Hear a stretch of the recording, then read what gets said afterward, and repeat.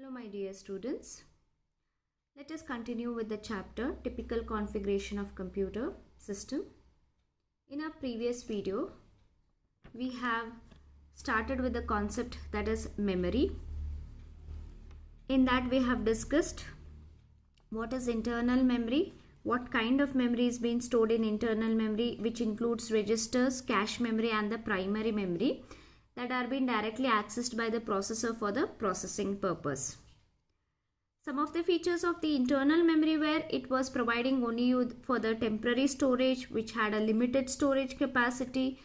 They were very expensive but they were faster access. That means they were the data transfer between through the internal memory to the CPU was will be very fast.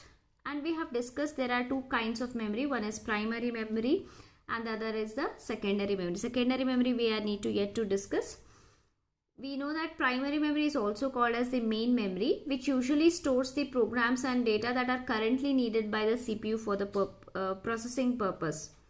Because the because the size of the primary memory is very small comparatively to the secondary storage memory, okay, therefore we need the to store the data permanently we need the secondary storage devices because the size of the primary memory will be very small. Okay, then this primary memory is actually being divided into two types. One is random access memory and one is read only memory.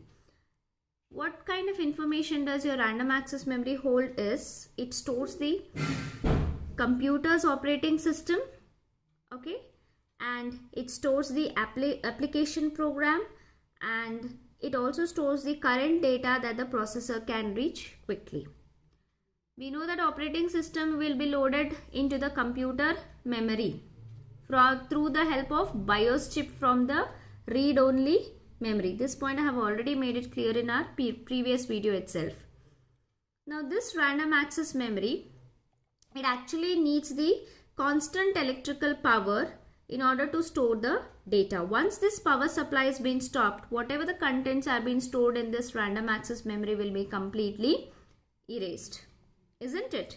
Then we have also started, we had also discussed about the types of the random access memory. In that we have discussed only about the dynamic random access memory. This is nothing but the dynamic random access memory chip. This DRAM, it is it's a kind of memory chip which makes use of the transistors and the capacitors, isn't it? These are the capacitors and these are the transistors. In order to make one memory cell, okay, in order to make this one memory cell, yes, in order to make this one memory cell, we are using the combination of transistors and the capacitors, where the capacitors were holding the data. Okay, whereas the transistors are acting as the switch that will allow the control signals to read the data from the capacitors. Okay, so in dynamic random access memory, the transistors are being arranged in terms of matrix of rows and columns, and the capacitors actually hold the bits of information that is in terms of zeros and ones. But here we should know that because this DRAM is using the capacitor, they need to continuously, they have to be refreshed by using the electricity constantly. So these capacitors has to be continuously charged through the electricity. They have to be refreshed by making use of the electricity, because these capacitors cannot hold the data for a long time. They start constantly leaking the data. That means leaking in the sense they start constantly losing the data whatever it is being stored. Hence they need the constant refreshing. That is the name why we name this kind of random access memory as dynamic random access memory. So because it is continuously using the refreshing by the electricity. So this DRAM has to be refreshed continuously in order to store the information. This refresh operation usually automatically occurs after every 1000 times per second. We need not manually refresh it. Internally, automatically the refreshing will appear after every 1000 times per second. Because of this refreshing, the dynamic random access memory is slower in data transfer rate, but it is very less expensive and consumes very less power also. But what is the access speed? That means what is the data transfer rate between this dynamic random access memory and the CPU is 50 to 150 nanoseconds. Okay. We know that internal memory should be quite, how fast the internal memory is fast, so fast your computer needs to, will be faster in processing the data. Here the time duration takes place between this dynamic random access memory and the CPU is 50 to 150 nanoseconds. So nanoseconds is nothing but it's a 1/1000th of a second. Moving on to, there are two types of dynamic random access memory. One is the SDR, that is synchronous dynamic random access memory, and the other one is the double data rate synchronous dynamic random access memory. We will first discuss what about the SDRAM. SDRAM is a kind of a special type of dynamic random access memory that is synchronized with the system clock. That means there is one system clock which has been maintained on your motherboard. Okay, so this synchronous dynamic random access memory will transfer the data whenever the clock signal is high. Okay, high in the sense whenever the clock signals attain the value as 1, then only the synchronous dynamic random access memory would transfer the data. You can see here non-DDR in the sense that is the synchronous dynamic random access memory. DDR in the sense it's a second type of dynamic random access memory. So I'll show you here. So when the clock, this is nothing but when the clock signal is low, that is this one, this notation. Now here you can see the clock signal is high. Okay, it is clock signal is high means this is the symbol. These are analog symbols. These are the analog signal, isn't it? Analog signals, it will be having one time it will be low and one time it will be high. So this synchronous dynamic random access memory, it has been associated with this system clock. It's an internal system clock. So this synchronous dynamic random access memory, it will transfer the data only when the clock signal is high. That means when it attains this value as 1, only in that case the data transfer takes place. Otherwise, when the clock signal is low, there will be no data transfer. Data transfer will takes place between the SDRAM and the CPU. But this SDRAM knows that when does the next cycle is coming, and it keeps the data ready whenever the CPU will request for it. Okay, so here you can see when the clock signal is low, it will not transfer. This notation X mark, cross mark, here it is showing it is the data transfer at this point. So when the signal is low, it is not transferring. When the signal is high, yes, there is a data transfer. Again low, no data transfer. Again when it is high, the data transfer takes place. Okay, then what is this 64 and 64 bits and this is 32 bits? I think almost already dual inline memory modules I have already discussed when I was discussing about the types of motherboard. This synchronous dynamic random access memory can also be called as dual inline memory modules or the single inline memory modules. See, if your address bus, if it is of 64 bits, then you can transfer 64 bits at a time. That means if your address bus or your data bus, if it is having 64 parallel wires. What is bus? Bus is nothing but the collection of parallel wires that is used to transfer the data between the various components of your computer system. The width of the data bus is actually determined by the number of parallel wires present in it. If your data path, if it is having 64 wires into it, that means at a time you can transfer of 64 bits at a time. If your data path is of 32 bits, then at a time you can transfer how many? 32 bits of data you can transfer at the simultaneously.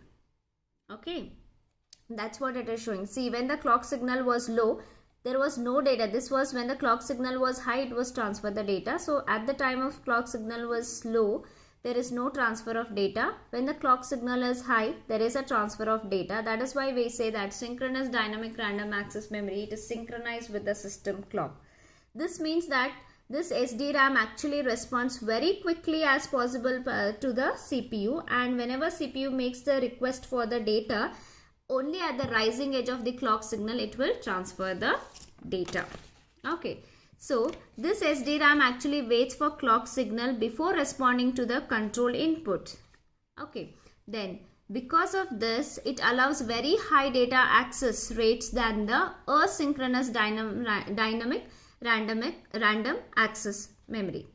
Asynchronous random access memory, in the sense, DRAM which we have studied, this is not at all associated with the clock signal. Then I can say it is a asynchronous dynamic random access memory. Your SDRAM is actually, it is associated with the system clock. That is why I call it as synchronous dynamic random access memory. You can see here, DRAM operates asynchronously with the system clock, means it is not synchronized with the system clock. It is not working with the system clock. Synchronous means SDRAM operates synchronously with the system clock, means only it is completely associated with the system clock. How? Only when the clock signal is high, it will transfer the data. When clock signal is low, there is no transfer of the data. I hope you are able to understand the difference between asynchronous and synchronous here. Moving on to the next type of dynamic random access memory is double data rate synchronous dynamic random access memory, or in short you can also call it as DDR SDRAM. Okay, this DDR SDRAM works very much similar to the SDRAM itself, but here what happens, the data transfer rate, okay, is double when comparatively to the synchronous dynamic random access memory. Why? Because this DDR is capable of transferring the data both at the rising edge and the falling edges of the clock signal. So you can see here there is a falling edge of the clock signal. It will transfer the data. Cross mark indicates it is transferring the data. As well as it is also transferring the data when the clock signal is high. You can see here. So this DDR is transferring the data at both the rising edge and the falling edge of the clock signal for the lower clock frequency. That is why we say that double data rate random access memory, it is capable of transferring the double amount of the data to the CPU comparatively to the SDRAM. Therefore, obviously the data transfer rate will be high in case of DDR SDRAM. I hope you are very much clear about the types of the dynamic random access memory. Moving on to the next one, that is the static memory. Okay, static memory, that is the static random access memory, which also stands that is SRAM. So this SRAM is simply a it is a memory chip. Usually that has been used in the cache memory due to its high speed. I'll show you one of the image here.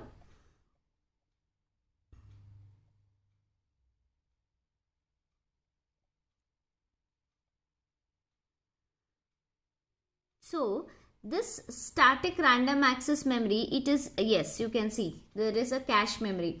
So this static random, that is SRAM, it is a kind of a memory chip that is used in the cache memory due to its high speed. So this SRAM, it is again the similar of this same memory slot only. It will be also same like this only. This SRAM actually makes multiple use of transistor, almost 4 to 6 transistors it is using in order to make one memory cell, and it is not at all using any kind of capacitor into it. If there is no capacitor, okay, if there is no capacitor, then you don't need continuously refreshing process, isn't it? So but if there is no refreshing process in the refreshing operation takes place, means obviously the data transfer rate will be very faster, because of if at all if it is refreshing process is there, then the data transfer would takes time. Okay, So this static random access memory, in this actually memory cell is been made up only based upon the transistor. Around 4 to 6 transistors it is making use, and it is not using any capacitors into it. So that SRAM memory cell has more parts, so it has taken more space onto the chip than the dynamic random access memory cell. Because it is using 4 to 6 transistor, it takes more size onto the onto the chip than the dynamic random access memory cell, and it doesn't need any constant refreshing at all. Therefore it is faster comparatively to the dynamic random access memory. But this SRAM is quite expensive, okay, than the dynamic random access memory, and takes more space. It stores the information as long it is being supplied with the power. Means it will retain the information stored into it until and unless you keeps the power supply on, as comparatively to the dynamic random access memory, which continuously it will start losing its information in a very short period of time, even when there is power supply is on. Okay, that is why in order to not to lose the contents, you need to have the continuous refreshing in the dynamic random access memory. But in case of SRAM, it is not so. Until and unless you keeps the power supply on, all the contents into it will be there. It will not get erased. This SRAM is quite faster and it is very much easier to use. The access speed of this SRAM is 2 to 10 nanosecond. Whereas in case of dynamic random access memory, it was 50 to 150 nanoseconds. Because of the refreshing process, it will get delayed. The data transfer will be slow. But in case of static random access memory, there is no refreshing at all. Okay, and that is the reason here the data transfer rate is around 2 to 10 nanoseconds. I hope you are able to understand. So this was all about the RAM and its type. Then moving on to the secondary memory. So since the storage capacity of the primary memory is not that it cannot hold a large amount of data, that which may include the programs that might be needed for the processing. Hence we actually need for the secondary storage devices. Okay, the secondary storage devices, they used to store the information permanently so that you can use it for the future purpose. Unlike the primary memory, which are the temporary storage location. We can also say that the secondary storage devices like your hard disk, floppy disk, okay, or the flash drives like your pen drives, okay, then the optical disk, your CD, that is compact disk. So all these are the devices that may come in the secondary memory storage devices. So I hope you are able to understand. Here in our one question is very important. What is RAM, and explain the types of RAM from your exam point of view. So they'll be usually they'll be asking about the what is the difference between the dynamic random access memory and the static random access memory. So dynamic random access memory needs the continuously refreshing, whereas the static random access memory doesn't takes at all any kind of refreshing, isn't it? So this difference you should be able to write in the examination. So I hope the concepts are clear. In our next video, we are going to discuss about the registers, cache memory, and the last concept as the power supply. So I hope the concepts are clear to you. Keep studying. Thank you, students.